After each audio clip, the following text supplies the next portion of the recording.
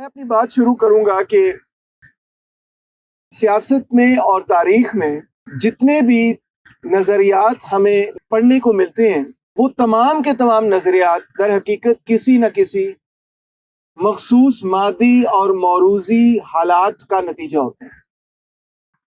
کچھ آبجیکٹیو اور subjective conditions ہوتی ہیں جس کے نتیجے میں یہ نیریٹیوز پیدا ہوتے ہیں۔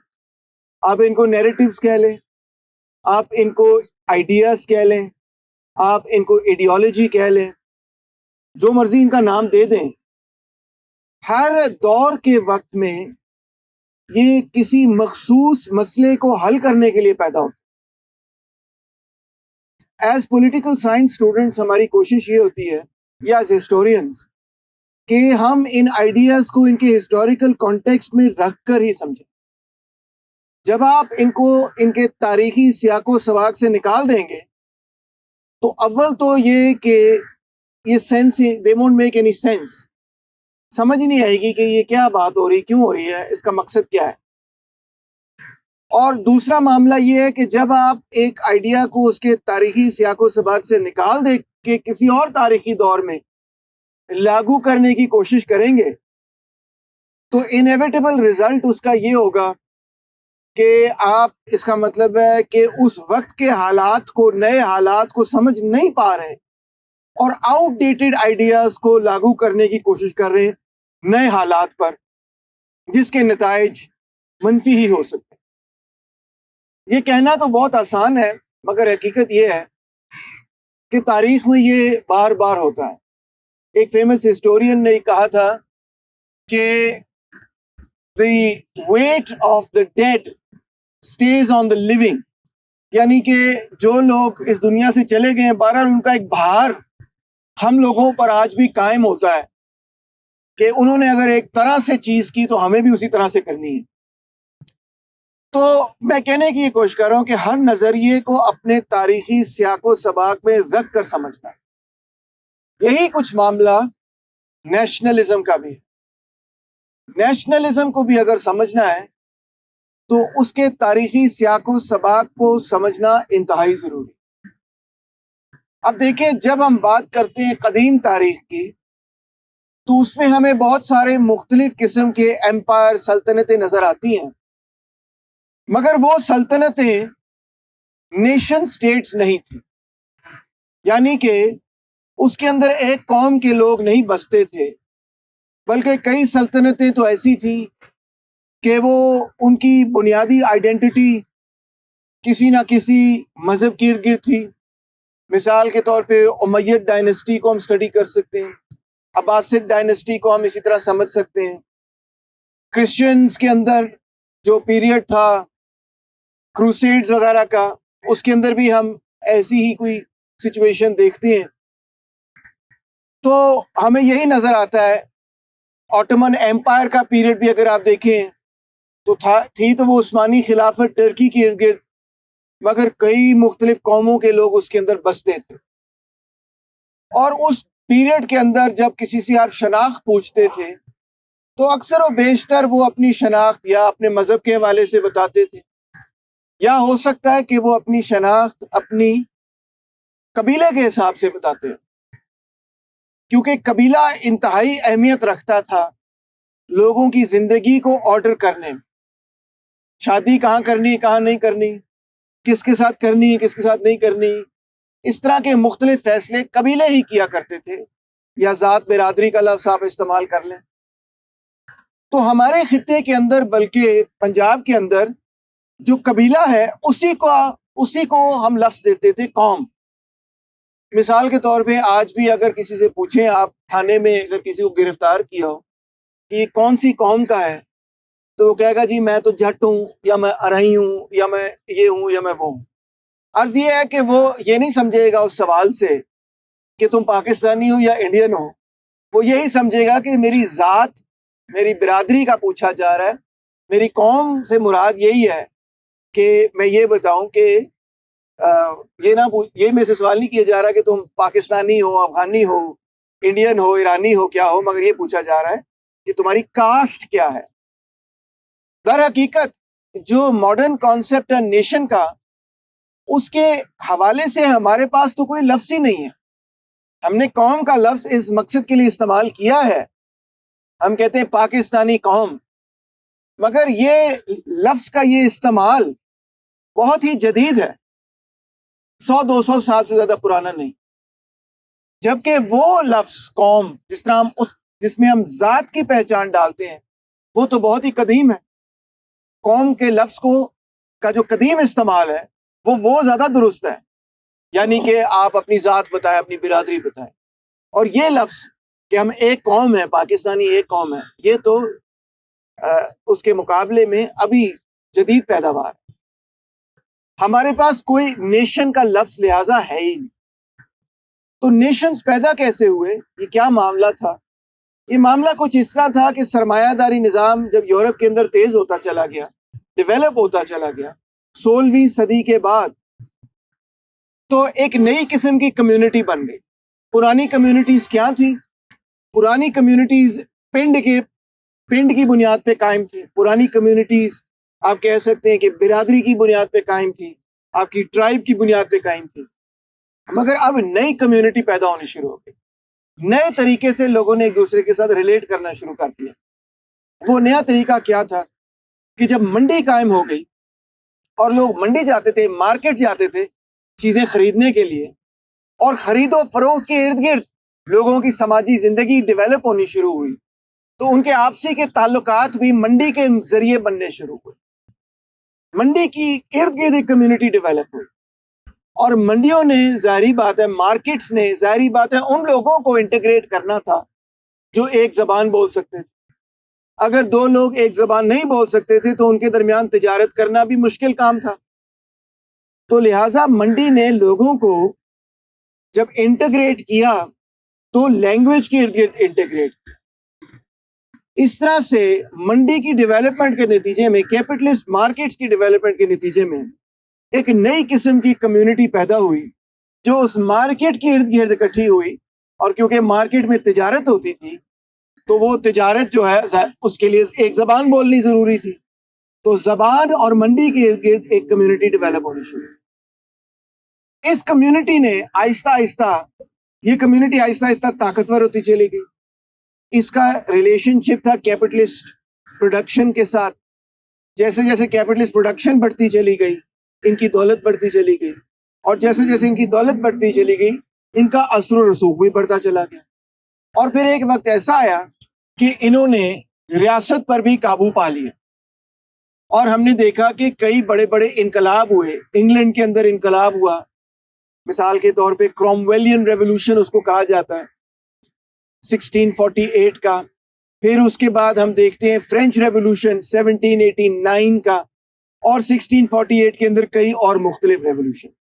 ان کے نتیجے میں نئی قسم کی ریاستیں بنی، وہ چرچ کے ساتھ تعلقات ٹوٹ گئے اور نئی قسم کی ریاستیں قائم ہوئی. ان نئی قسم کی ریاستوں نے اپنی شناخت کرسچینٹی سے جوڑنے کے بجائے اپنی زبان کے ساتھ جوڑی، اور انہوں نے کہا کہ وی آر انگلش، ہم انگلش بولتے ہیں، تو we belong to the English nation. تو ہم سب سے پہلے اپنے قوم کا، انگلش نیشن کا کے مفادات کا تحفظ کریں گے. اسی طرح فرینچ نے بھی یہ کہا کہ وی آر فرینچ فرسٹ، اور کرسچینٹی بعد کا مسئلہ ہے، تو انہوں نے فرینچ آئیڈینٹی کو اجاگر کیا. اس طرح سے پہلے نیشن سٹیٹس قائم ہوئے. مگر بیشتر دنیا کے اندر ملٹی نیشنل سٹیٹس تھے، ریاستیں تھیں، مگر ریاستوں کے اندر کئی قوموں کے لوگ بستے تھے، کئی زبانوں کے لوگ بستے تھے. ورلڈ وار 1 جب شروع ہوئی تو اس کے پیچھے ایک بہت بڑی وجہ یہ تھی کہ یورپ کے اندر جو بڑی بڑی سلطنتیں تھیں، جس کے اندر آسٹرو ہنگیرین ایمپائر بھی شامل تھا، اور جرمنی بھی اپنے آپ کو ایک نئے قسم کی ریاست بنا رہا تھا، جرمن نیشنلزم بھی ابھر رہا تھا. تو یورپین کانٹیننٹ پہ نیا نیشنلزم ابھرنا شروع ہوا، اور انہوں نے یہ کہا، یہ جو نئی نیشنلسٹ موومنٹ تھی، کہ ہم ان بڑی بڑی ریاستوں میں نہیں رہنا چاہتے، ہم اپنی علیحدہ ریاست بنانا چاہتے. تو یہ جو نیشنلزم کا ابھار تھا، اس کے نتیجے میں جو مختلف الائنسز اور کاؤنٹر الائنسز پورے یورپ میں تھے، ان کے درمیان جنگ شروع ہو گئی، اور وہ دیکھتے دیکھتے پورے یورپ میں پھیل گئی. اس کو نام دیا ورلڈ وار، بعد میں ورلڈ وار 1 نام دیا، اس وقت صرف دا ورلڈ وار تھا کیونکہ سارے جنگ میں شامل ہو گئے۔ تو ورلڈ وار کے پیچھے جو آئیڈیالوجی تھی، جو نظریہ تھا جس کی بنیاد پہ آپس میں لوگ لڑ رہے تھے، وہ تھا نیشنلزم۔ اب ورلڈ وار 1 جب ختم ہوئی تو یورپ کی جو مختلف ریاستیں تھیں وہ اکٹھی ہوئیں، اس میں امریکہ کی ریاست بھی شامل تھی، اور انہوں نے ایک تنظیم بنائی 1919 میں جس کا نام تھا the league of nations. League of nations نے یہ کہا کہ یہ تو بڑی بری جنگ ہوئی ہے، اور جنگ کے نتیجے میں بلکہ روس کے اندر انقلاب ہو گیا ہے، کمیونسٹ اقتدار میں آ گئے ہیں، اب ہمیں ایسا کوئی ارینجمنٹ کرنا ہے کہ آئندہ جنگ نہ ہو۔ تو وہ ارینجمنٹ یہ ہے کہ انہوں نے یہ سوچا کہ یورپ کے اندر جو قومیں ہیں ان کی اپنی اپنی ریاستیں بنا دی جائیں، بڑی بڑی ریاستوں کو توڑ دیا جائے اور چھوٹی چھوٹی ریاستیں بنائی جائیں، اور ہر قوم کی اپنی ریاست ہو۔ ان کا یہ خیال تھا کہ جب ہر قوم کی اپنی ریاست ہوگی تو پھر قوموں کے درمیان جنگ نہیں ہوگی، جس طرح ورلڈ وار ہوئی اب آئندہ ورلڈ وار نہیں ہوگی۔ لیگ آف نیشنز نے جب یہ نئے مختلف قسم کی ریاستیں بنائی، ان کو ریکگنائز کیا، یورپ کا نقشہ راتوں رات بدل گیا۔ اب تھرڈ ورلڈ کنٹریز کے اندر، خاص طور پہ انڈیا جیسے ملکوں کے اندر، لوگ اس چیز کو دیکھ رہے تھے، اور خاص طور پہ وہ لوگ جو یہاں سے یورپ جا کے پڑھ رہے تھے، انگلینڈ کے اندر پڑھ رہے تھے، وہ انہوں نے یہ سارا پروسیس دیکھا۔ ان کو اندازہ اس بات کا ہوا کہ یورپ کے حکمران اس بات کو قبول کرتے ہیں کہ اگر آپ یہ ثابت کر دیں کہ آپ ایک قوم کے لوگ ہیں تو پھر وہ اس آرگیومنٹ کو قبول کر لیتے ہیں کہ ایک قوم کے لوگوں کا یہ حق ہے کہ وہ اپنی ریاست خود بنائیں۔ تو اب آپ غور کریں کہ انڈیا کے اندر وہ لوگ جو انڈیا کو آزاد کرنا چاہتے تھے برطانیہ سے، انہوں نے پھر یہی آرگیومنٹ مزید اور سامنے رکھی کہ جیسے ہنگیرینز کو آپ ایک قوم تسلیم کر رہے ہیں، انگلش کو، فرینچ کو، جرمنس کو آپ ایک قوم تسلیم کر رہے ہیں، بالکل اسی طرح ہم جو انڈیا میں رہنے والے لوگ ہیں، ہم سب بھی ایک قوم ہیں۔ اب یہ بات یورپ کے تصور سے بڑی مختلف تھی۔ کیوں مختلف تھی؟ کیونکہ یورپینز جو تھے وہ تو یہ کہہ رہے تھے کہ ایک زبان کے لوگ ایک قوم ہوں گے، مگر یہاں کے لوگ یہ کہہ رہے تھے کہ نہیں، جتنے برے صغیر میں لوگ رہتے ہیں ہم سارے ایک قوم ہیں، چاہے کوئی بھی زبان بولتا ہو، ہمارے لیے مسئلہ نہیں، کیونکہ برے صغیر بس ہے ہی ایسا کہ اس میں بہت سارے لوگ ہیں، ہم سب آزاد ہونا چاہتے ہیں۔ مسئلہ کیا تھا؟ مسئلہ یہ تھا کہ برطانیہ سے آزادی حاصل کرنی۔ قوموں کا مسئلہ اتنا اہم نہیں تھا، برے صغیر کے اندر کے قوموں کا مسئلہ اتنا اہم نہیں تھا، جو اہم مسئلہ تھا وہ تھا کہ برطانیہ یہاں سے دفع ہو اور ہم آزاد رہ سکیں۔ تو لہٰذا انڈین نیشنل کانگریس نے تصور دیا کمپوزٹ نیشنلزم کا تصور۔ اس سے ان کی مراد یہ تھی کہ اگرچہ انڈیا کے اندر بہت ساری زبانوں کے لوگ رہتے ہیں مگر ہم سب ایک ہی قوم ہیں۔ اس نقطہ نظر کو مسلم اشرافیہ نے چیلنج کرنا شروع کر دیا۔ مسلم اشرافیہ کو اس بات کا ڈر خوف تھا کہ اگر انڈیا آزاد ہوا اور یہاں پہ ووٹوں کے حساب سے حکومت بنی تو پھر تو ہندو یہاں پہ چھا جائیں گے، اور مسلم اشرافیہ یہ بھی دیکھ رہی تھی کہ کانگریس نے ایک اسٹریٹجی بنائی لوگوں کو اپنے ساتھ جوڑنے کے لیے۔ پہلے جو پرانی کانگریس تھی اس میں مسلمان بھی تھے، اس میں ہندو بھی تھے، اس میں اور لوگ بھی تھے، اور وہ مذہب کو اور سیاست کو بالکل علیحدہ علیحدہ رکھتے تھے۔ یہ وہ وقت تھا جب محمد علی جناح کانگریس کے ممبر تھے، اور انفیکٹ اتنے سینئر ممبر تھے کہ لوگوں کا یہ خیال تھا کہ اگلے صدر اب کانگریس پارٹی کے محمد علی جناح ہوں گے۔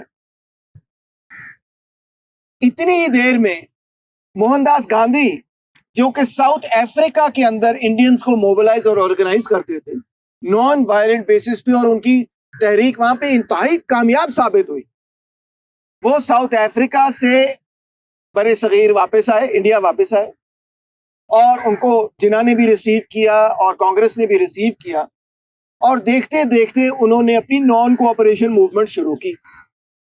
اب گاندھی کا سٹائل آف پالیٹکس کانگریس کے سٹائل آف پالیٹکس سے بالکل مختلف تھا۔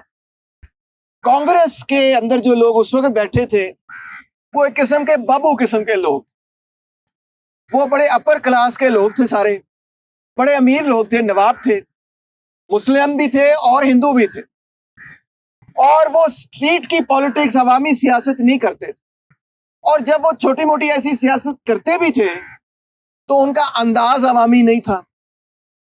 مگر یہ دوسری بات ہے کہ وہ بڑے برٹش ایجوکیٹڈ تھے، انگریزی ان کی بڑی چست ہوتی تھی، تو ان کا جو سٹائل آف پالیٹکس تھا اس میں مذہب کا بھی کوئی خاص کردار نہیں نظر آتا۔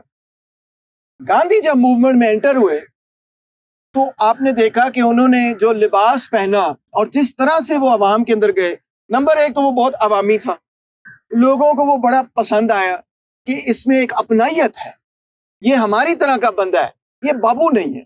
اور دوسری یہ بات کہ گاندھی نے وہ ساری ٹرمینالوجی جو ہندو مذہب کے ساتھ تعلق رکھتی تھی اس کو استعمال کرتے ہوئے انڈیپینڈنس کی بات کرنی شروع کی۔ اب عام پبلک کو وہ ٹرمینالوجی بڑے آسانی سے ہندوؤں کو وہ بات سمجھ آ جاتی تھی کہ ہاں یہ جو بات کر رہا ہے ہمیں سمجھ آ رہی ہے، اور وہ اس سے ریلیٹ بھی کرتے۔ دیکھتے دیکھتے انہوں نے اس کو مہاتما کہنا شروع کر دیا، یہ مہاتما ہے کیونکہ اس کو ان چیزوں کی سمجھ ہے، ہم اس کے ساتھ۔ تو ہندو میسز ایک بہت بڑے پیمانے پہ گاندھی کے پیچھے موبلائز ہوئے۔ جب ہندو میسز موبلائز ہوئے، اب دیکھیں ایڈیم جو تھا، ایڈیم سمجھتے ہیں لفظ، انگریزی کا موٹا سا لفظ ہے، ایڈیم جو تھا، سٹائل آف پالیٹکس جو تھا، اس میں مذہب شامل تھا۔ مگر گاندھی کی ایک کوالٹی تھی کہ اس وقت خلافت موومنٹ بھی چل رہی تھی، تو جو خلافت کمیٹی تھی وہ بھی مذہبی سیاست کر رہے تھے، گاندھی ان کے ساتھ جڑ گیا، اور دونوں نے اکٹھے مل کر یہ پلیڈ کیا کہ انڈیا کے اندر سے، برے صغیر کے اندر سے گورے جو ہیں وہ دفع ہو جائیں تاکہ ہم آزاد ہو سکیں۔ گاندھی مسجدوں میں جا کے بیان دیا کرتے تھے، اور خلافت موومنٹ کے لیڈر مندروں میں جا کے بیان دیا کرتے تھے، مگر در حقیقت دونوں کی سیاست میں مطلب سیکولر سیاست اس سینس میں نہیں تھی جس سینس میں مذہب اور سیاست بالکل ایک دوسرے سے علیحدہ ہو جائے۔ سٹائل آف ٹاکنگ، بات چیت کا انداز، محاورے وغیرہ تمام چیزیں جو تھیں وہ بنیادی طور پہ مذہبی ہی تھی۔ جنہاں کو یہ دونوں باتیں بڑی بری لگی، نمبر ایک یہ کہ مذہب کو سیاست میں شامل کرنا جو ہے اچھی چیز نہیں، دوسری بات یہ کہ جو سٹائل ہے گاندھی کی پالیٹکس کا، جو کانفرنٹیشنل ہے برٹش کے ساتھ، برٹن کے ساتھ نان کوآپریشن کریں گے، حتیٰ کہ گاندھی نے یہ بھی کہہ دیا کہ ہم اپنے بچوں کو برطانیہ کے تعلیمی اداروں میں بھی نہیں بھیجیں گے۔ ہندو بھی اپر کلاس والے پریشان ہو گئے، مسلمان بھی پریشان ہو گئے، انہوں نے کہا گورنمنٹ کالج مثال کے طور پہ ہم نہیں بھیجیں گے اپنے بچوں کو کہ گورنمنٹ کالج کے اندر جا کے پڑھیں۔ پریشان ہو گئے کہ یہ بہت زیادہ ہی ریڈیکل بات ہو گئی ہے، ہم نے اپنے بچوں کو پڑھانا ہے، ہم نے تو بھیجنا ہے ان اداروں کے اندر۔ تو بہرحال یہ کانفرنٹیشنلسٹ پالیٹکس، گاندھی جان بوجھ کے وہ سٹرائک کرتا تھا، پھر پولیس سے مار کھاتا تھا، اس کے لوگ بھی مار کھاتے تھے، پھر جیل جاتے تھے، پھر جیل سے باہر آتے تھے، موومنٹ اور بڑی ہو جاتی۔ سالٹ مارچ کی کہ جان بوجھ کے جا کے سمندر سے انہوں نے سالٹ بنانا شروع کر دیا، منع تھی یہ بات، کھدر بنانا شروع کر دیا، اس کے اوپر بھی قانون تھا، منع تھی یہ بات، انہوں نے کہا ہم خود بنائیں گے اپنا کھدر، ڈالو ہمیں جیل میں۔ کانفرنٹیشنلسٹ پالیٹکس۔ تو مسلم لیگ کی اشرافیہ اس پالیٹکس کے حق میں نہیں تھی کہ نمبر ایک برٹش کے ساتھ کانفرنٹیشن کی جائے، اس طرح سے دھکا دیا جائے، اور دوسرا یہ کہ یہ جو سٹائل آف پالیٹکس ہے، اب اس میں ہم نہیں اپنے آپ کو سمجھتے کہ ہم اس کے ساتھ ریلیٹ کر سکتے، تو ان کا جو ڈائریکشن تھا وہ پھر ڈیفرنٹ طرف نکلنا شروع ہو گیا۔ اور پھر اسی دور کے اندر جنہوں نے بھی کانگریس کو چھوڑ دیا اور مسلم لیگ کی طرف جھکاؤ ان کا زیادہ اسٹرانگ ہو گیا، اگرچہ اس سے پہلے وہ دونوں پارٹیوں کے ممبر تھے اور دونوں پارٹیوں کے لیڈر تھے، بلکہ ان کی اتنی رسپیکٹ کی جاتی تھی کہ دونوں پارٹیوں کا وہ جوائنٹ اجلاس کال کرتے تھے اور صدارت کرتے تھے دونوں پارٹیوں کے جوائنٹ اجلاس کی۔ انہوں نے کانگریس چھوڑ دی، انہوں نے کہا اب میں، بلکہ کچھ وقت تک تو انہوں نے سیاست ہی چھوڑ دی، انہوں نے کہا میں نے سیاست ہی نہیں کرنی، تو تھوڑی دیر کے لیے وہ انگلینڈ بھی واپس چلے گئے۔ پھر اقبال نے ان کو خط وغیرہ لکھے کہ نہیں واپس آئیں، آپ کی ضرورت ہے۔ اب جناح واپس آئے اور انہوں نے ریپڈلی مسلم لیگ کو آرگنائز کرتے ہوئے یہ کہا کہ انڈیا کے اندر ایک قوم نہیں ہے، انڈیا کے اندر دو قومیں ہیں۔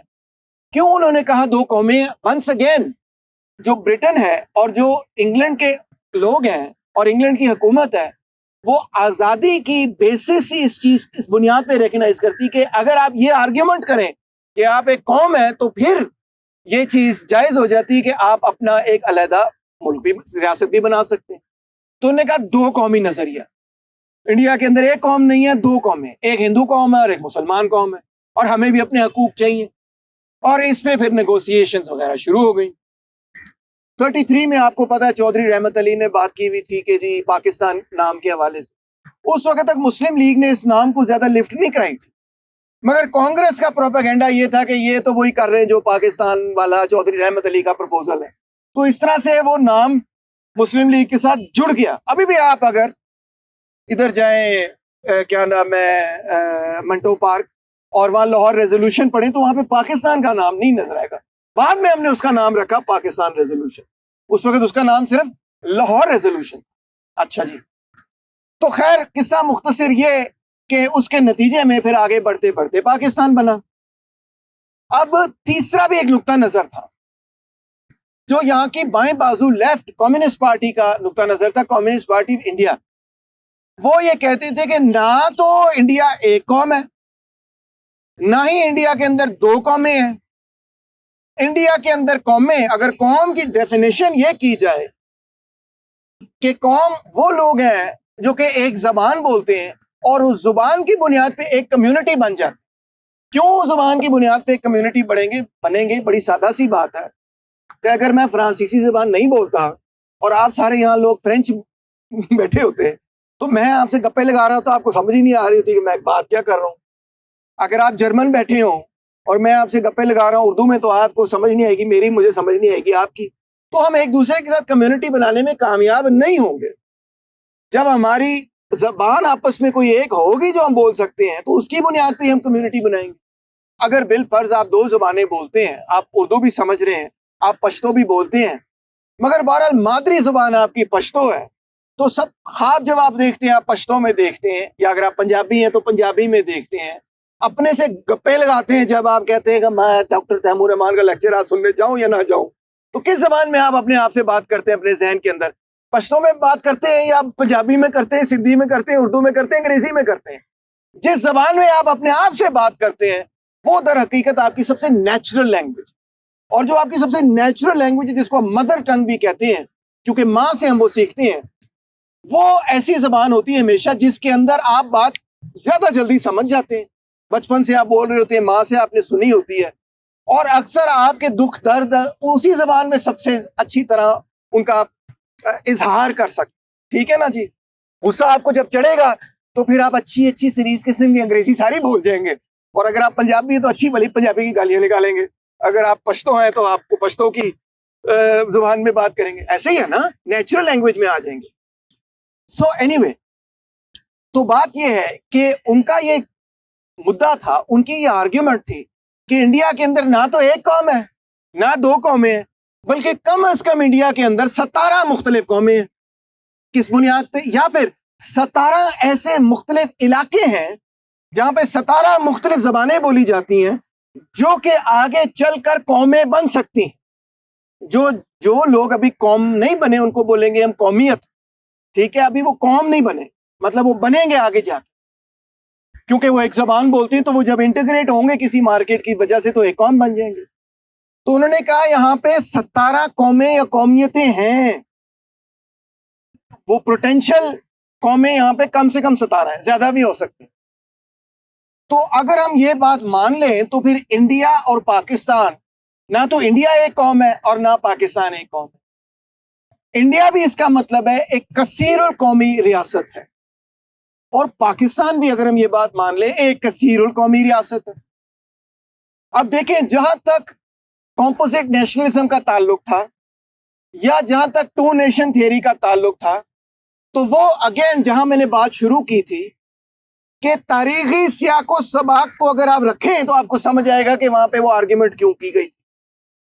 تاریخی سیاق و سباق کیا تھے اس وقت جو یورپ کے اندر نیشنلزم کے نتیجے میں، ورلڈ وار کے نتیجے میں لیگ آف نیشنز نے جس طرح سے قوم کی بنیاد پہ آزاد ریاستیں بنائیں، تو اسی طرح یہاں برے صغیر کے اندر جو لوگ آزادی حاصل کرنے کی کوشش کر رہے تھے انہوں نے بھی یہ پلیڈ کیا کہ پوری انڈیا جو ہے وہ ایک قوم ہے یا چلے دو قومیں۔ اب ان سیاق و سباق کو ایک طرف پاسے رکھ دیں، پنجابی میں ہم کہتے ہیں دور کر دیں۔ کیوں؟ کیونکہ بھائی جان یہ 70 سال پرانی بات ہے، 70-80 سال پرانی بات. ہم نے برطانیہ سے آزادی حاصل کر لی، ہم نے انڈیا بھی بنا لیا اور ہم نے پاکستان بھی بنا لیا، پاکستان میں سے مزید بنگلہ دیش بھی بنا لیا. اب وہ سچویشن ہے ہی نہیں کہ برطانیہ اپنی فوجیں بھیج کر یا ایسٹ انڈیا کمپنی کی فوجیں یہاں پر آ کر پاکستان پر قبضہ کر لیں. ایسا نہیں ہونے لگا. اس وقت یہ مسئلہ نہیں ہے. یہ مسئلہ ضرور ہے کہ آئی ایم ایف سے مقروض ہونے کے نتیجے میں ہم مکمل طور پہ اپنی سیاسی اور اقتصادی کیا کہنا چاہیے آزادی یا خود مختاری مکمل طور پر کھو بیٹھے ہیں. یہ بات اپنی جگہ درست ہے، مگر ان کے ڈائریکٹ فوجیں نہیں یہاں پہ آ رہے ہیں. ان کا نہ کوئی ارادہ ہے اس چیز کو کرنے کا. ویسے بھی ہمارے پاس نیوکلیر ہتھیار بھی ہیں اور 6 لاکھ کی فوج بھی ہے، لوگوں کی فوج بھی ہے. So it's not so easy any more. نہ ان کو ضرورت ہے یہ کرنے کی، کیونکہ انہوں نے اپنا نظام بنا لیا. جو انہوں نے نظام سے لینا ہے اس کے لیے ان کو ڈائریکٹ فوج یہاں بھیجنے کی ضرورت بھی نہیں. سو اس کا مطلب یہ کہ ہسٹوریکل کانٹیکسٹ ہی چینج ہو گیا ہے. وہ جو آزادی کے لیے جو آرگیومنٹس بنائی گئی تھی انڈیا میں اور پاکستان میں، وہ ہسٹوریکل کانٹیکسٹ ختم ہو گیا، کیونکہ سیاسی طور پر کلونیل سسٹم ہی ختم ہو گیا اور ہم انڈیا اور پاکستان اور بنگلہ دیش آزاد ملک تو بن گئے. میں کہوں گا کہ اللیجڈلی آزاد، کیونکہ معاشی پالیسی تو انہی کے کنٹرول میں ہے، یا برٹن کے کنٹرول میں نہیں، اب تو امریکہ کے کنٹرول میں. تو اب جو پوسٹ کلونیل پیریڈ کے اندر، یعنی کہ جس میں کلونیلزم ختم ہو چکا ہو، اس پیریڈ کے اندر جو کانٹرڈکشنز ہیں، جو مسائل ہیں جن کو حل کرنا ہے، وہ تبدیل ہو گئے ہیں. پہلے کانٹرڈکشن یہ تھا، پہلے مسئلہ یہ تھا کہ ہم اپنی آزاد ایک ریاست بنانا چاہتے ہیں، یعنی کہ برطانیہ سے آزادی چاہتے ہیں. اب برطانیہ سے آزادی کو 70-80 سال ہو گئے. اب مسئلے چینج ہو گئے ہیں، مگر نظریہ ہمارا نہیں چینج ہوا. نظریہ وہی لے کے پھر رہے ہیں جس کی افادیت پچھلی سینچری میں تھی، اور ریئلائز ہی نہیں کیا کہ حالات جس قسم کی سوچ آج کے حالات کو حل کرتی ہے اس کو ڈیولپ کرنے کی ضرورت ہے. کہ ریاست بن گئی ہے، اب جو ریاست بنی ہے اس کو سمجھنے کی کوشش کریں کہ وہ کیا ہے. وہ کبھی بھی ایک قوم نہیں تھی اور وہ کبھی بھی ایک قوم بن نہیں سکتی اتنی جلدی سے. وہ تھی ہی نہیں ایک قوم، نہ انڈیا نہ پاکستان، وہ ملٹی نیشنل سٹیٹس تھے. تو ہماری ضرورت یہ تھی کہ فوری طور پہ ہم یہ سمجھتے کہ اچھا یار، وہ مسئلہ، وہ نظریہ، وہ نیریٹو اس مقصد کے لیے تھا، برٹن سے آزادی حاصل کرنے کے لیے، وہ ہو گیا. اب مسئلہ چینج ہو گیا. اب مسئلہ یہ ہے کہ ہم نے ایک ریاست بنائی ہے. اس طرف ایسٹ پاکستان کے اندر بنگالی بیٹھے ہیں، اس طرف ویسٹ پاکستان کے اندر پنجابی بھی ہیں، سندھی بھی ہیں، بلوچ بھی ہیں، پشتون بھی ہیں، کچھ کشمیری بھی بیٹھے ہیں، وغیرہ وغیرہ. تو اب کیا کیا جائے؟ بجائے اس کے کہ ہم اب نئے فیز آف ہسٹری میں اور اس کے لیے نئے خیال اور سوچ پیدا کرتے، ہم وہیں اسی طرح چل رہے تھے. اور ہماری غلط فہمی یہ تھی کہ 2 قومی نظریہ ہی ہمارے لیے کافی ہے ایک ایسی ریاست کو بنانے کے لیے جس میں سارے انٹیگریٹ ہو جائیں گے. تو لہٰذا سب سے پہلی تو مسٹیک یہ ہوئی کہ یہ کہا کہ اچھا اگر قوم ایک زبان پر بنتی ہے تو پھر اردو کو نیشنل لینگویج ڈکلیئر کرو یا اسٹیٹ لینگویج ڈکلیئر کرو تاکہ ہم ایک قوم بن جائے. مگر یہ کبھی بھی نہیں ممکن تھا، کیونکہ زبانوں کی کریشن کے اندر سینچریز گزر جاتی، سینچریز درکار ہوتی ہیں زبان پیدا کرنے کے لیے.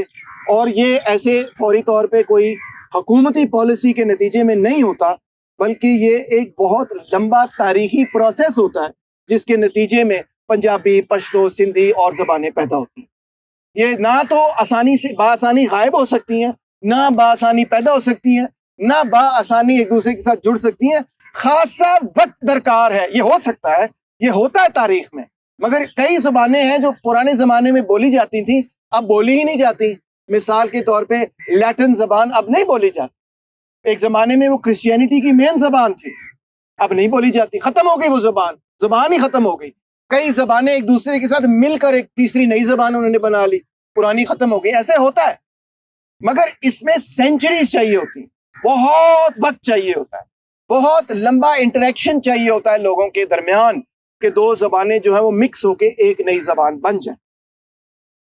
تو بہرحال حکومت پاکستان نے، ریاست پاکستان نے اس بات کو نہیں سمجھا اور انہوں نے اسی نقطہ نظر کو قائم رکھا جس کو ٹو نیشن تھیوری کہا جاتا ہے، اور زبردستی یہ فیصلہ کروانے کی کوشش کی کہ جناب علی پاکستان جو ہے اس کو ایک قوم ہم نے جلد از جلد بنانا ہے، تو لہٰذا ہمیں اس کا رستہ یہ اپنایا جائے گا کہ کوئی بھی اگر یہ کہے کہ پاکستان ایک کثیر القومی ریاست ہے اور جو پنجابی ہیں وہ بھی ایک قوم ہے، سندھی بھی ایک قوم ہے، بلوچ بھی ایک قوم ہے، پشتون بھی ایک علیحدہ قوم ہے، کوئی بھی اگر یہ بات کہے تو اس کو ہم کہیں گے کہ یہ تو پاکستان سے غداری ہے، کیونکہ یہ دو قومی نظریے سے غداری ہے، تو یہ پاکستان سے غداری ہے۔ تو اسی طرح نیشنل عوامی پارٹی جو 1950s کے اندر قائم ہوئی، انہوں نے یہ نقطہ نظر دیا، ان کا لیفٹ سے بہت قریبی تعلق تھا، ساری کمیونسٹ پارٹی در حقیقت نیشنل عوامی پارٹی کے اندر تھی، کیونکہ کمیونسٹ پارٹی کو بین کر دیا تھا پاکستان نے 1953 راولپنڈی کنسپریسی کیس کے وقت، تو وہ سارے نیپ میں تھے۔ تو نیپ پہلی ایسی جماعت تھی پاکستان کی تاریخ میں، نیشنل عوامی پارٹی، جو اب جا کے ANP بن گئی، جس نے یہ کہا کہ پاکستان ایک کثیر القومی ریاست ہے، اور اسی بنیاد پر ان پہ کئی کیس کھل گئے کہ آپ تو نظریہ پاکستان سے غداری کر رہے ہیں اگر آپ یہ کہہ رہے ہیں کہ پاکستان کے اندر مختلف قومیں۔ مگر پھر آگے دیکھیں کیا ہوا کہ انہوں نے 1 یونٹ بنایا، یعنی کہ ایسٹ پاکستان 1 یونٹ ہوگا اور پورا ویسٹ پاکستان 1 یونٹ ہوگا، یہاں کے سارے صوبے توڑ دیے اور ایک صوبہ ویسٹ پاکستان بنا دیا۔ نیپ نے اس کے خلاف اور لیفٹ نے اس کے خلاف جدوجہد کی، کرنی ہی تھی کہ یہ جو آپ کر رہے ہیں یہ بالکل غلط کر رہے ہیں، اس سے نیشنل انٹیگریشن نہیں ہوگی، اس سے نیشنل ڈس انٹیگریشن ہوگی، اس سے توڑ پھوڑ ہوگی، کیونکہ آپ لوگوں کی ہزاروں سالوں کی جو ہیریٹیج ہے، جو زبان ہے، جو ثقافت ہے، اس کو ایکول ریکگنیشن نہیں دے رہے، اس کو کوئی ریکگنیشن ہی نہیں دے رہے۔ اور یہی ہوا کہ بنگال کے لوگوں کو جو ریکگنیشن نہیں دی گئی اور مزید ان کو اکنامکلی بھی ایکسپلوئٹ کیا گیا، تو اس کا رزلٹ یہ ہوا کہ بنگالی نیشنلزم ایسے زور سے ابھرا کہ پھر 162 سیٹوں جو ایسٹ پاکستان میں سیٹیں تھیں 1970 کے الیکشن میں سے، اس میں سے 2 سیٹوں کے علاوہ 160 سیٹیں عوامی لیگ نے جیت لی۔ جب کوئی بھی پارٹی اتنی بھاری اکثریت سے ایک پورے علاقے کے اندر جیت جائے تو آپ کو سمجھ آ جانی چاہیے اس بات کی کہ بھائی جان ان کے خلاف کوئی ملٹری آپریشن نہیں کرنا۔ مگر ہم نے وہی کیا جو سب سے برا فیصلہ ہو سکتا تھا کہ جو پارٹی اتنی بھاری اکثریت لے کر آئے 162 سیٹوں میں سے 160 سیٹیں جیت جائے، اس کے خلاف ملٹری آپریشن کا تو، اور پھر رزلٹ آپ کے سامنے، ایک طرف تو خون خرابہ، اتنے بڑے پیمانے پر قتل عام کہ آج تک بنگالی ہمیں معاف نہیں کرتے، وہ کہتے ہیں یہ جو ہے نا انہوں نے ہمیں غلام بنایا تھا، نفرت کرتے ہیں ویسٹ پاکستان، انہوں نے کبھی معافی نہیں مانگی جو انہوں نے وہاں پہ عمل کیا، یہ کہتے ہیں بنگالی۔ اور دوسری طرف آپ کے سامنے کہ اپنا ملک توڑوا لیا نا اپنا ملک۔ تو یہ سب ان لوگوں کی وجہ سے تھا جو نمبر 1 تو جمہوریت پسند سیاست ہی نہیں جانتے تھے، کیونکہ پاکستان ایوب خان، یحییٰ خان کے اس پورے پیریڈ میں ملٹری ڈکٹیٹرشپ میں تھا۔ ملٹری ڈکٹیٹر کو کیا غرض کہ عوام کیا کہہ رہی کیا نہیں کہہ رہی، کیونکہ ملٹری جو جرنیل ہوتا ہے اس کی تو تربیت ہی یہ ہے کہ اس نے آرڈر دیا تو فوجی نے کہا یس سر، پورا کرنے کے لیے تیار ہوں۔ مگر سویلین لائف میں نہیں یہ چلتا، سویلین لائف میں ہم فوجی نہیں ہیں، پاکستان کے بیشتر لوگ فوجی نہیں ہیں۔ آپ حکم کریں گے تو ہم کہیں گے اچھا جی اس پہ ذرا بحث ہونی چاہیے، ہم نے اس پہ ڈیبیٹ کرنی ہے، ہماری بھی اس پہ رائے ہے، ہماری بھی رائے سننا ہے، کیونکہ سیاست میں تو یہ ہوتا ہے، ملک میں تو یہ ہوتا ہے، فوج میں یہ نہیں ہوتا۔ تو when you are a hammer every problem looks like a nail، یہ آپ نے محاورہ سنا ہے کہ جب آپ ہتھوڑی ہیں نا، آپ کا خیال ہے کہ ہر مسئلہ جو ہے وہ کیل ہے، تو آپ نے اس کو ٹھوکنا ہی ہے۔ تو جب آپ جرنیل ہیں، آپ کی ٹریننگ ہی ہے، آپ کی ٹریننگ پالیٹکس کرنے کی نہیں ہے، آپ کی ٹریننگ یہ نہیں ہے کہ آپ بیٹھ کے سنیں کہ اچھا وہ مجھے گالی دے رہا ہے، آپ اسے کہیں اچھا آپ کا نقطہ نظر بھی اچھا ہے مگر اس کو اس طرح سے حل کرنے کی ہم کوشش کرتے ہیں، آپ کا نقطہ نظر بھی ٹھیک ہے، آئیے اس میں سے یہ رستہ درمیان کا رستہ نہیں۔ ان کا یہ ہوتا ہے مائی وے ہوتا ہے ہائی وے، ختم ہو گئی بات۔ بیکاز فوج کے لیے یہ ضروری ہے، فوج کے لیے بھی یہ ضروری ہے، کیونکہ فوج میں ڈسپلن نہیں ہوگا تو فوج ہی نہیں ہوگی، ٹھیک ہے۔ سو ریزلٹ کیا تھا کہ ایوب خان اور یحییٰ خان کی غلط پالیسیوں کے نتیجے میں اور بھٹو بھی اس میں شامل. پاکستان پھر اس طرح سے ٹوٹ گیا. بنیادی رسپانسبلٹی, ذمہ داری اس کی اس پیریڈ کے ملٹری آمروں پر جاتی. اب 70 کی دہائی کے اندر بھٹو صاحب نے ایک نیا کانسٹیٹیوشن بنایا جس میں وائڈ اسپریڈ پروونشل اٹانومی تھی, مگر بھٹو صاحب نے خود ہی اس پروونشل اٹانومی کو توڑ دیا جب انہوں نے نیشنل عوامی پارٹی کی بلوچستان کی گورنمنٹ کو ڈسمس کر دیا. اور پھر اس کے ساتھ ہی آپ جانتے ہیں اس وقت کیا نارتھ ویسٹ فرنٹیئر پروونس کہلایا کرتا تھا خیبر پختونخوا, تو اس کی حکومت نے, ولی خان کی حکومت نے ریزائن کر دیا. 2 صوبوں کے اندر صوبائی حکومتیں نہیں تھی بھٹو دور کے اکثر پیریڈ کے اندر. بہرحال بھٹو صاحب بھی 77 کے اندر چلے گئے, ضیاء الحق کی آمریت آ گئی, انہوں نے تو پارٹیز ہی بین کر دی, نان پارٹیز الیکشن وغیرہ کال کیا, جنیجو کی حکومت آئی. پھر جا کے 1990 کے اندر جمہوریت واپس آئی تو لوگوں نے سانس لیا. اندازہ کریں کتنا لمبا پیریڈ تاریخ کا ہمارا گزر گیا. اسی طرح مسئلے نہ پیدا ہوتے سماج کے اندر تو پھر کیا پیدا ہوتا جب آپ نے اتنی بری طرح سے مینج کیا اس سارے سلسلے کو. 90s کے اندر آئی, پھر اس کے بعد آمریت مشرف صاحب کی آ گئی, لو جی یہ پارٹی نہیں صحیح, وہ پارٹی نہیں صحیح, مینیپولیشن وغیرہ جاری, لائرز موومنٹ چلی. پھر اس کے بعد دوبارہ سے جب جمہوریت آئی تو چلیں 7واں NFC ایوارڈ نے کچھ کوشش کی چیزیں بہتر کرنے کی, 8ویں ترمیم نے کچھ کوشش کی چیزیں بہتر کرنے کی. مطلب 70 سال گزرنے کے بعد ان کو وہ بات سمجھ آئی جو کہ آپ 70 سال پہلے بھی سمجھ سکتے تھے کہ پاکستان ایک کثیر القومی ریاست ہے, اور کثیر القومی ریاست کو چلانے کا, اس کو مینیج کرنے کا طریقہ بالکل مختلف ہوتا ہے ایک نیشن سٹیٹ سے. Pakistan is not England, Pakistan is not France, ٹھیک ہے, پاکستان از پاکستان, اور ایک Pakistan is a multinational, multiethnic and multireligious state. اس کو چلانے کے لیے آپ کو گہرائی سے سوچنا ہوگا کہ ایسی سوسائٹی میں لوگوں کو آپس میں جوڑنے کے لیے کیا اقدامات ضروری ہیں اور کون سے اقدامات غلط. میں آپ کے سامنے جو پرپوزل رکھ رہا ہوں, یہ کوئی نیا پرپوزل نہیں, یہ کوئی نئی بات نہیں, یہ بڑی پرانی بات ہے. یہ نیشنل عوامی پارٹی کے پروگرام میں بھی شامل تھی, یہ کمیونسٹ پارٹی, مزدور کسان پارٹی, بائیں بازو کی تمام پارٹیوں کے پروگرام میں بھی شامل ہے. یہ انڈیا کے بائیں بازو کے اندر بھی شامل ہے, یہ بنگلہ دیش, نیپال کے بائیں بازو, دنیا بھر کے بائیں بازو کے لوگ یہی کہتے ہیں. جہاں کہیں پر بھی ایک ملٹی نیشنل اسٹیٹ ہوگا تو وہاں پہ سب سے پہلی بات تو یہ ہے کہ کسی بھی ایک زبان کو دوسری زبانوں پر ترجیح نہیں دینی چاہیے. تمام زبانوں کو برابر سٹیٹس ہونا چاہیے سوسائٹی. یعنی کہ you do not need a national language, you do not need a state language, you do not need to privilege one language over another. کسی ایک زبان کو دوسری زبان پر فوقیت دینے کی ضرورت ہی نہیں. نہ یہ ضرورت ہے کہ آپ یہ کہیں کہ ہماری ریاست کی پہچان اس زبان کے ساتھ جڑی ہوئی ہے, کسی قسم کی ضرورت. اگر ہم اس بات کو تسلیم کر لیں, جہاں ہم لوگ اکٹھے بیٹھیں گے جو مختلف زبانیں بولتے ہیں, تو ہم آپس میں کوئی نہ کوئی ایسی زبان تلاش کر لیں گے جس میں ہمیں ایک دوسرے کی سمجھ آتی ہے. اس میں ریاست کی دھونس کی ضرورت نہیں, اس میں ہمارے سر پر بوٹ رکھنے کی ضرورت نہیں, ڈنڈا چلانے کی ضرورت نہیں ہے. یہ خود بخود ہوگا. اگر میں آپ سے بات کرنا چاہوں گا تو ہم خود انتخاب کر لیں گے کسی ایسی زبان کا جس میں ہم ایک دوسرے کو سمجھ سکتے ہیں. یا میں آپ کی زبان سیکھ لوں گا, یا آپ میری زبان سیکھ لیں گے, یا ہم دونوں مل کے کسی تیسرے کی زبان سیکھ لیں گے.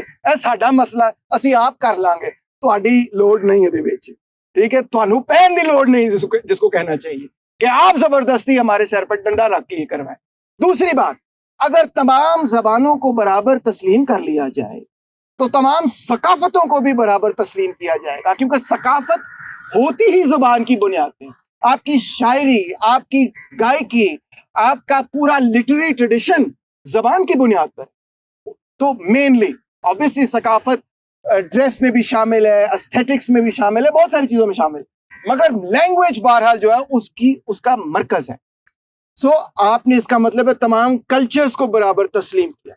پھر اس کا یہ مطلب ہے کہ بجائے اس کے کہ آپ اپنے بچوں کو بھیجیں کہ اچھا تم اسپینش سیکھو اور تم فرینچ سیکھو, آپ اپنے بچوں کو بھیجیں گے چلو تم بلوچی سیکھو, چلو تم سندھی سیکھو, تم پشتو سیکھو, تم رحمان بابا کو سیکھو, تم بھٹائی کے شعر سیکھو, تم اور حبیب جالے بلوچ کے شعر سیکھو، ایک دوسرے کی زبان سیکھو، ایک دوسرے کی ثقافت سیکھو، اور ایک دوسرے کی زبان سیکھنے میں فخر محسوس کرو، نہ کہ گورے کی زبان سیکھنے میں فخر محسوس کرو جو تم نے کبھی بولنی نہیں، ٹھیک ہے نا؟ ایک دوسرے کی ثقافت سیکھنے میں فخر محسوس کرو، اس بات پہ فخر کرو کہ تمہیں پنجابی کے بھی شعر آتے ہیں، تمہیں پشتو کے بھی شعر آتے ہیں، تمہیں سندھی کے بھی آتے ہیں، تمہیں بلوچی کے بھی آتے ہیں۔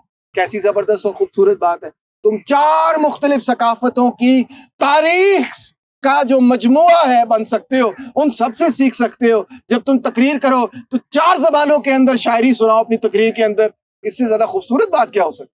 5 میں کرو، 6 میں کرو۔ اب آپ دیکھ لیجئے ٹی وی پر بھی جو نمائندگی مختلف زبانوں کی ہے وہ نہیں ہے۔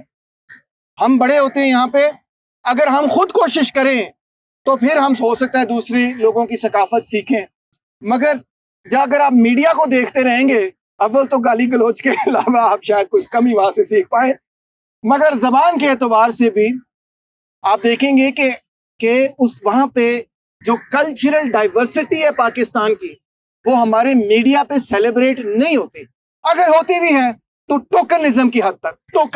ٹوکنزم کیا ہوتا ہے کہ چلو آج میں نے ٹوپی پہن لی سندھی، اور میں نے کہا ہاں میں سندھیوں کی بڑی عزت کرتا ہوں کیونکہ کوک اسٹوڈیو پہ ایک سندھی گانا میں نے چلا دیا۔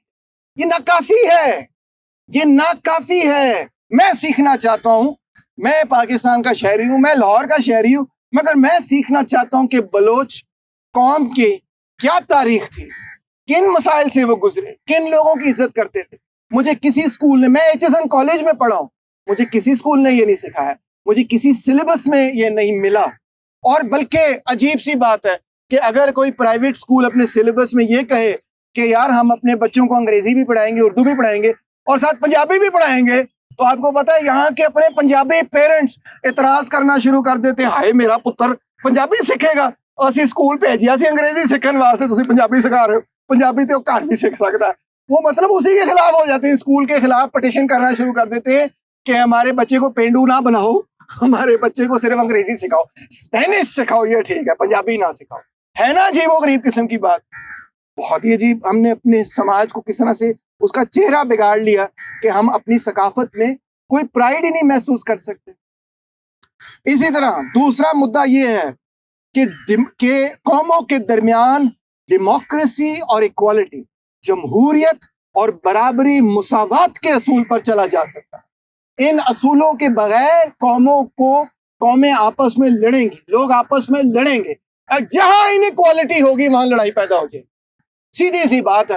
اگر آپ بلوچستان، جب میں گیا پہلی دفعہ تو میں حیران رہ گیا وہاں پہ غربت دیکھ کے، میں نے کہا یہ تو اس سینچری میں ہی نہیں ہے، اس سینچری میں، اس پیریڈ آف ہسٹری میں ہی نہیں ہے۔ مری علاقے میں گیا، میں نے کہا یہ اس پیریڈ آف ہسٹری میں ہی نہیں ہے جس پیریڈ آف ہسٹری میں یہ لاہور کی سڑک ہے، یہ کسی اور تاریخ کے دور میں ہے۔ آج بھی ان کے پنڈ جو ہیں ان کے ارد گرد دیواریں ہیں، اور رات کو وہ دروازے بند کر کے سوتے ہیں جس طرح کے کوئی قدیم دور ہو۔ It's totally different. تو جب تک برابری نہیں ہوگی تو ظاہری بات ہے کہ جہاں برابری نہیں ہوگی وہاں پہ ریزنٹمنٹ پیدا ہوگی۔ یہ نہیں میں کہہ رہا کہ بلوچ کی ریزنٹمنٹ صرف یہ ہے کہ جی ہم پیچھے رہ گئے ہیں، ایسی بات ہے، ناٹ ایٹ آل، مگر بہرحال برابری ہونی چاہیے اور جمہوریت ہونی چاہیے کہ ہمیں ایک دوسرے کی بات سننی ہے، ہم نے ایک دوسرے کی بات سن کر ایک کمپرومائز پوزیشن پہ آنا ہے۔ کوئی چیزیں آپ کی قبول ہوں، کوئی چیزیں میری قبول ہوں، کوئی چیزوں پہ ہم کہیں کہ اچھا نہ تیری بات نہ میری بات، آؤ یہ درمیان میں اتفاق کریں، اور پھر جس چیز پر اتفاق کریں اس کو، وہ مینڈیٹ پبلک کا ہے، اس کو کسی ملٹری ڈکٹیٹر کے پاس یہ حق نہیں ہونا چاہیے کہ وہ جو مینڈیٹ پبلک نے بنایا ہو، جو کنسلٹیشن سے بنایا ہو، گفتگو سے بنایا ہو، ڈیموکریٹک ڈسکورس سے بنایا ہو، وہ کوئی ڈکٹیٹر آ کے جو ہے اس کو توڑ دے اور کہ نہیں میں نے تو ایسے نہیں کرنا، میں نے تو ایسے کرنا۔ ناٹ ایٹ آل، ڈیموکریسی اور رول آف لا ہونا چاہیے۔ اور آخری بات یہ کہ دیکھیں اب قوموں کی دوڑ میں کچھ قومیں جو ہیں سرمایہ داری نظام کی وجہ سے اور حکومتی پالیسی کی وجہ سے انہوں نے انڈسٹریلائز کر لیا ہے، وہ آگے نکل گئی ہیں، وہ امیر ہو گئی ہیں، اور جو قومیں امیر ہو گئی ہیں وہ اس سرمایہ داری نظام میں، کیونکہ سرمایہ داری نظام کا موٹیو ہی پروفٹ موٹیو ہے، ٹھیک ہے، انہوں نے منافع کمانا ہے، تو وہ اب دوسری قوموں کا قومی استحصال کر کے منافع کماتی ہیں. مثال کے طور پہ کسی دوسرے کے نیچرل ریسورسز کو استعمال کرنا، اس کے لیے جو پراپر رائلٹیز ہیں وہ ادا نہ کرنا، ان کے نیچرل ریسورسز فیڈرل گورنمنٹ بیچ دے، پروونشل گورنمنٹ سے پوچھے ہی نہ، بات ہی نہ کوئی ہو، وغیرہ وغیرہ. تو یہ سب جو سلسلہ ہے، اس کے نتیجے میں فاسٹ کلچرل، پولیٹیکل اور اکنامک انیکوالٹیز پیدا ہو گئی. اگر بائیں بازو کے لوگ اقتدار میں آئیں، بائیں بازو مضبوط ہو، تو ہم کیا کریں گے؟ ہم یہ کریں گے کہ یہ جو انیکوالٹیز پیدا ہوئی ہیں ان کو ختم کریں گے. ان کو ختم کرنا، جو پریویلیجز پیدا ہوئی ہیں، جو ایک طرف جس طرح ظالم اور مظلوم کے درمیان فرق ہے، حاکم اور محکوم کے درمیان فرق ہے، اسی طرح حاکم قومیں اور محکوم قومیں بن چکی ہیں پاکستان کے اندر. محکوم قوموں کا باقاعدہ اتحاد ہے پاکستان کے اندر. تو جو محکوم قومیں ہیں ان کے ساتھ جو ہسٹوریکل رانگز ہوئی ہیں ان کو ریڈریس کرنا، ان کو ٹھیک کرنا ہمارا فرض ہوگا. ان کو ٹھیک صرف اس وجہ سے نہیں کرنا کسی سیلفش ریزن کی وجہ سے کہ اس میں سے ہمیں کوئی فائدہ ہو جائے، مگر اس وجہ سے کرنا ہے کہ actually that is the right thing to do, that is the just thing to do. The just thing to do is to bring all of humanity together. تمام انسانیت کو اکٹھا کرنا، یہ اصل مقصد ہے. میں سمجھتا ہوں کہ ہمارے بائیں بازو کا بھی، اور جتنے لوگ تاریخ میں آئے ہیں جنہوں نے وسیع پیمانے پر سوچا ہے، تو انہوں نے صرف یہ نہیں سوچا کہ یہ ہے میرا دوست ہے بس اس کا اور میرا بھلا ہو جائے باقی باہر میں چلے جائے. جتنی گریٹ شخصیات آئی ہیں تاریخ میں، ان کا ویژن براڈ تھا. ان کا ویژن صرف اپنی فیملی، اپنے قبیلے، اپنے لوگ، اپنے قوم تک محدود نہیں تھا، بلکہ تمام انسانیت تک پھیلا ہوا کہ انسانیت کے لیے یہ ضروری ہے. تو لیفٹ کا بھی یہی ویژن ہے، بائیں بازو اور ترقی پسند لوگوں کا بھی یہی ویژن ہے کہ ہم سمجھتے ہیں کہ تمام قوموں کے زبانوں کے حوالے سے کوئی ایک زبان پریویلیج نہیں ہو، ساری زبانیں، ساری ثقافتیں برابر ہوں. دوسرا، قوموں کے باہمی تعلقات کے اندر برابری، مساوات اور جمہوریت کے اصول لاگو ہوں. اور تیسری یہ بات کہ جو ہسٹوریکل رانگز ہوئی ہیں تاریخ کے اندر، جو ظلم و زیادتی ہوئی ہے، جو استحصال ہوا ہے قوموں کا، اس کو ٹھیک کیا جائے، اس کو ریڈریس کیا جائے، تاکہ ساری قومیں جو ہیں ان کے معاشی، سماجی اور سیاسی حالات یکساں اور ایک جیسے ہو سکیں، مساوی ہو سکیں. بہت شکریہ.